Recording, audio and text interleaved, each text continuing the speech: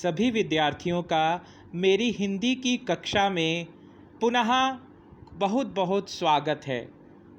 विद्यार्थियों, पिछले वीडियो संस्करणों में हम सभी ने निबंध लेखन, पत्र लेखन एवं संवाद लेखन के विषय में अनुभूत एवं विविध चर्चाएं की थीं और आपको संपूर्ण ढंग से विवेचना करके यह जानकारियां प्रदान की थीं कि निबंध लेखन, पत्र लेखन एवं संवाद लेखन किस प्रकार से लिखे जाते हैं। क्योंकि निबंध लेखन, पत्र लेखन और संवाद लेखन साहित्य की गद्यांश विद्या होने के साथ साथ व्याकरण के भी प्रमुख अंग हैं, जिनके बारे में हमने आपको संपूर्ण विवेचना आपके समक्ष प्रस्तुत की थी। तो बच्चों, इन्हीं वीडियो संस्करणों की श्रृंखला में हम आज आपको एक नए विषय की ओर ले चलते हैं। एक नए विषय का ज्ञान कराने जा रहे हैं, जिसका नाम है अनुच्छेद लेखन। अनुच्छेद अर्थात पैराग्राफ, लेखन अर्थात राइटिंग। तो पैराग्राफ राइटिंग या अनुच्छेद लेखन हम किस प्रकार से लिखते हैं, आइए आज हम इसकी महत्वपूर्ण एवं रोचक जानकारी आपके सामने प्रस्तुत करेंगे। तो आइए बच्चों, विद्यार्थियों, पंक्तिबद्ध तरीके से हम इसको समझते हैं, सुनते हैं और ग्रहण करते हैं। विचारों को प्रभावशाली ढंग से अभिव्यक्त करने के लिए अनुच्छेद एक सशक्त माध्यम है।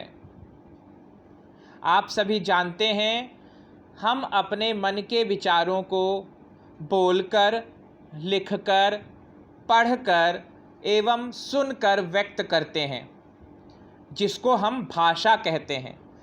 भाषा के द्वारा ही हम अपने विचारों को बोलकर, सुनकर, पढ़कर एवं लिखकर समझ सकते हैं, ग्रहण कर सकते हैं एवं दूसरों तक अपने विचारों को आदान प्रदान कर सकते हैं। तो भाषा का लिखित रूप लिखित भाषा कहलाता है और उसी का एक अंग है, क्योंकि लिखित भाषा का रूप स्थायी होता है, परमानेंट होता है। उसी का एक रूप है अनुच्छेद लेखन।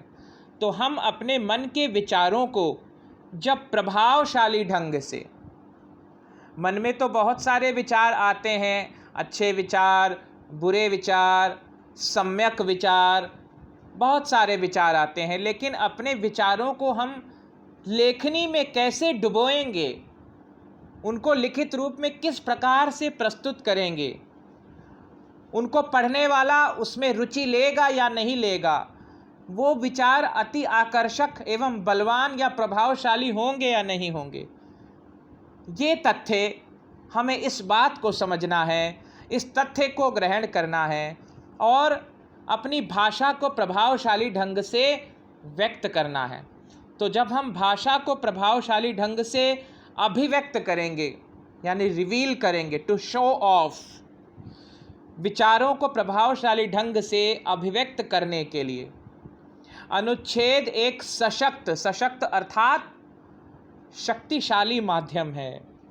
हम अपने विचारों को, मन के विचारों को अनुच्छेद लेखन के माध्यम से प्रभावशाली ढंग से अभिव्यक्त कर सकते हैं, यानी दूसरे के सामने अथवा पाठक के सामने प्रस्तुत कर सकते हैं। अनुच्छेद लिखते समय निम्नलिखित बातों का ध्यान रखना चाहिए। वो कौन कौन सी बातें हैं विद्यार्थियों, जिनका हमें अनुच्छेद लिखते वक्त ध्यान रखना चाहिए? तो पहली बात, आइए इसके बारे में हम जानते हैं।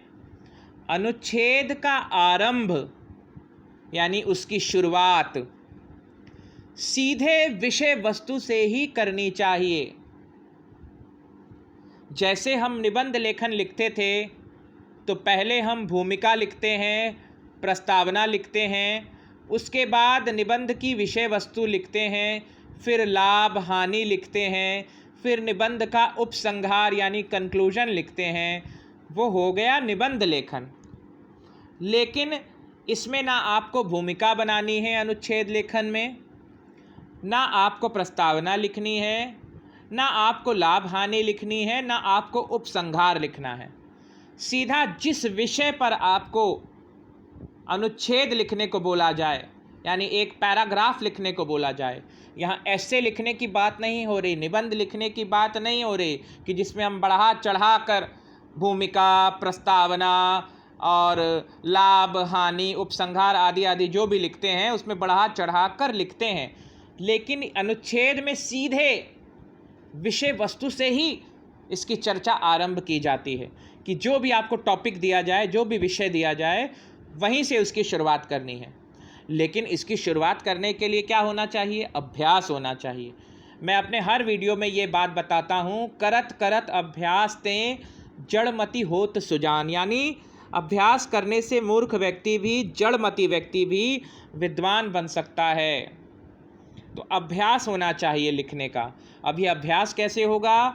धीरे धीरे जब हम जानकारी प्रदान करने वाले विषयों को पढ़ेंगे, अच्छे अच्छे उपन्यास पढ़ेंगे, अच्छी अच्छी किताबें पढ़ेंगे और अच्छे अच्छे विषयों का ज्ञान प्राप्त करेंगे, न्यूज़पेपर्स पढ़ेंगे, समाचार पत्र पढ़ेंगे, तो हमारी जो वोकैबुलरी है, हमारा जो शब्द भंडार है, उसमें उसकी उन्नति होगी और हम अपने शब्द भंडारों को एक उचित ढंग से, आकर्षक ढंग से प्रस्तुत करने के काबिल बन पाएंगे, सशक्त बन पाएंगे। तो अनुच्छेद का आरंभ सीधे विषय वस्तु से ही करना चाहिए। छोटे आकार के कारण, अब इसका आकार भी छोटा होता है क्योंकि एक ही पैराग्राफ में एक ही अनुच्छेद में लिखना है, इसलिए इसका आकार भी छोटा होता है, इसलिए इसमें हम बढ़ा चढ़ाकर बात नहीं कह सकते। छोटे आकार के कारण इसमें भूमिका की आवश्यकता नहीं होती। जैसा कि आप जानते हैं, निबंध में भूमिका अथवा या प्रस्तावना की आवश्यकता होती है, लेकिन इसमें छोटे आकार के कारण इसमें भूमिका की आवश्यकता नहीं होती। Is it clear? अब हम दूसरे पॉइंट पर चलते हैं। लेखन से पूर्व विषय का ज्ञान प्राप्त करके ठीक से सोच समझ लें। निबंध में तो हम सोचते जाते हैं और लिखते जाते हैं, सोचते जाते हैं और लिखते जाते हैं, लेकिन यहाँ पर हमें पहले से ही अपनी सोच को, अपनी इमेजिनेशन को डेवलप करना है, अपनी सोच को सम्यक जानकारी से परिपूर्ण करना है और लेखन से पूर्व ही हमें विषय का ज्ञान होना चाहिए। हमारी सोच उसी में संगठित सुगठित होनी चाहिए। जिस विषय पर हमको लिखना है उसके बारे में सम्यक ज्ञान यानी पूरा ज्ञान प्राप्त कर लें, ठीक से सोच समझ लें, क्योंकि छोटे से अनुच्छेद में हमें सोचने समझने का वक्त नहीं मिलेगा कि कब अनुच्छेद निबंध बन जाएगा, हमें पता भी नहीं चलेगा। इसलिए हमें अपनी सोच को एक मध्यम मार्ग पर लेकर चलना है, सम्यक दृष्टि से उसका अवलोकन करना है। तो अर्थात लेखन से पूर्व विषय का ज्ञान प्राप्त करके ठीक से सोच समझ लें। तीसरा पॉइंट क्या कहता है बच्चों? आइए देखते हैं। मूल विषय से संबंधित 12 से 15 वाक्य लिखें। जो भी विषय आपको दिया जाए, मान लीजिए आपको दिया गया दहेज कुप्रथा पर एक अनुच्छेद लिखिए, तो आप सीधा दहेज कुप्रथा पर ही उसको लिखेंगे। उसमें आप भूमिका, प्रस्तावना, लाभ हानि या उपसंहार नहीं डालेंगे। या आपको दे दिया गया भारत की संस्कृति, तो आप सीधा भारत की संस्कृति के बारे में लिखेंगे। जैसा कि आप इस वीडियो में देख सकते हैं, भारत की संस्कृति सबसे पुरानी संस्कृति मानी जाती है। संस्कृति का आरंभ मूल रूप से वैदिक युग से माना गया है या माना जाता है। वैदिक युग से, वैदिक युग में पूर्व वैदिक काल और उत्तर वैदिक काल आता है, आप सभी ने पढ़ा होगा। तो वैदिक युग से ही इसकी जानकारी हमें मिलती है, इस संस्कृति का आरंभ कहाँ से होता है। यहाँ पर हमने सीधा विषय वस्तु पर ही आक्रमण किया है, ना कोई इसमें रूपरेखा तैयार की है, ना कोई इसमें भूमिका तैयार की है, ना कोई प्रस्तावना तैयार की है। आगे देखिए क्या लिखा है। धीरे धीरे समय के साथ इस पर विभिन्न धर्म, संप्रदाय, जाति, मत और आचार विचारों का प्रभाव पड़ता गया। गंभीरता से देखें तो हमें इस संस्कृति की परिपक्वता का ज्ञान होगा। परिपक्वता यानी उसकी जो दक्षता है, उसका जो पुरातन रूप है, उसका ज्ञान होगा कि हमारी संस्कृति कितनी परिपक्व है। इसमें व्यक्ति, परिवार, समाज और विश्व की उन्नति के मार्ग दिखाए गए हैं। हमारे देश की संस्कृति में प्रेम और सहिष्णुता के जो पाठ सिखाए गए हैं वे विश्व के सामने एक मिसाल हैं। आप सभी जानते हैं कि हमारी भारतीय संस्कृति सर्वे भवन्तु सुखिनः, सर्वे सन्तु निरामयाः, सर्वे भद्राणि पश्यन्तु, मा कश्चित् दुःखभाग् भवेत् का नारा देती है। और हमारी संस्कृति वसुधैव कुटुम्बकम का भी नारा देती है कि सारा विश्व ही हमारा एक परिवार है। तो ऐसी संस्कृति के बारे में हमें संपूर्ण जानकारी होनी चाहिए। हम ये भी लिख सकते हैं कि विश्व की 4 प्राचीन संस्कृतियाँ कही जाती हैं: यूनान की संस्कृति, मिस्र की संस्कृति, रोम की संस्कृति और भारत की संस्कृति। इन सब में से सबसे पुरातन संस्कृति है भारत की संस्कृति। इसकी भी जानकारी हमें होनी चाहिए। जैसे चीन की दीवार बहुत प्रसिद्ध है, कुवैत का पेट्रोलियम बहुत प्रसिद्ध है, अमेरिका के डॉलर बहुत प्रसिद्ध हैं, वैसे ही भारत की संस्कृति भी पहले से प्रसिद्ध थी, आज भी प्रसिद्ध है और आगे भी प्रसिद्ध रहेगी। इस प्रकार के विचारों की जानकारी हमें पहले से ही प्राप्त होनी चाहिए, जिस विषय पर हमें 12 से 15 वाक्य में अपनी अनुभव संपन्न वाणी में अपनी जानकारी को सम्यक दृष्टि से प्राप्त करके उसे लेखनी में उतारना है, तो हमें उसकी परिपक्वता का भी ज्ञान होना आवश्यक है। इसमें व्यक्ति, परिवार, समाज और विश्व की उन्नति के मार्ग दिखाए गए हैं। हमारे देश की संस्कृति में प्रेम और सहिष्णुता के जो पाठ सिखाए गए हैं वे विश्व के सामने एक मिसाल हैं। समन्वय का भाव हमारी विशेषता है। समन्वय अर्थात हम सबसे मेल जोल कर लेते हैं, सबसे समन्वय बिठा लेते हैं, सबसे अपने आचार विचारों को मिला लेते हैं। जैसे आपने हिंदी भाषा में पढ़ा है, हिंदी भाषा में विदेशी भाषाएं भी आकर सम्मिलित हो गई हैं। अंग्रेजी, उर्दू, फारसी, फ्रेंच, पुर्तगाली, अरबी, फारसी, ये सब हिंदी भाषा में आकर सम्मिलित हो गई हैं, क्योंकि हिंदी भाषा भारत की भाषा है और भारतीय लोगों का भाव जो है वो समन्वय का भाव है, यानी मेल जोल का भाव है। सबसे मेल जोल बिठा लेते हैं, समन्वय कर लेते हैं, एडजस्ट कर लेते हैं। इसी के कारण हम नए ज्ञान, भाव और विचारों को संस्कृति का हिस्सा बनाते रहते हैं और पुराने भी उसमें जोड़े रखते हैं। धर्म, आस्था, आध्यात्म और अहिंसा जैसे गुण हमारी संस्कृति के आधार हैं। तो बच्चों, हमने मूल विषय में सिर्फ 12 से 15 वाक्य ही लिखे हैं। इस प्रकार से हमें अनुच्छेद लेखन लिखना चाहिए। चौथा पॉइंट कहता है वाक्य में सटीक क्रम होना चाहिए।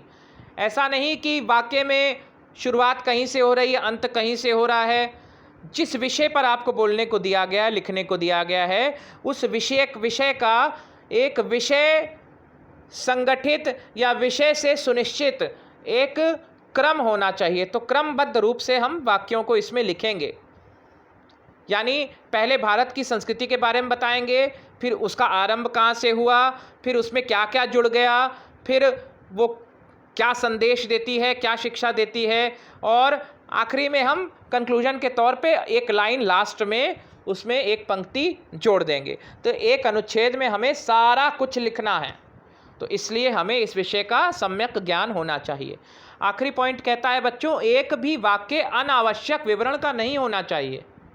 फालतू बातें अनुच्छेद में नहीं लिख सकते हैं, क्योंकि अनुच्छेद लेखन लिखते समय हमें किसी भी विषय की पूरी जानकारी को प्राप्त करके ही लिखना है। अगर हम फालतू बातें उसमें लिखेंगे या अपने मन के भावों को जोड़ते चले जाएंगे तो वो अनुच्छेद ना होकर निबंध हो जाएगा। इसलिए हमें अनुच्छेद लिखते वक्त पूरा ज्ञान या जानकारी होनी चाहिए। तो बच्चों, आज के वीडियो संस्करण में इतना ही। कल के वीडियो संस्करण में हम आगे की पाठ को लेकर, आगे की जो भी विवेचना है, आगे की जानकारियों को लेकर हम आप सभी के समक्ष प्रस्तुत होंगे। तब तक के लिए आप स्वस्थ रहिए, सकुशल रहिए और स्टे होम, स्टे सेफ। तब तक के लिए धन्यवाद।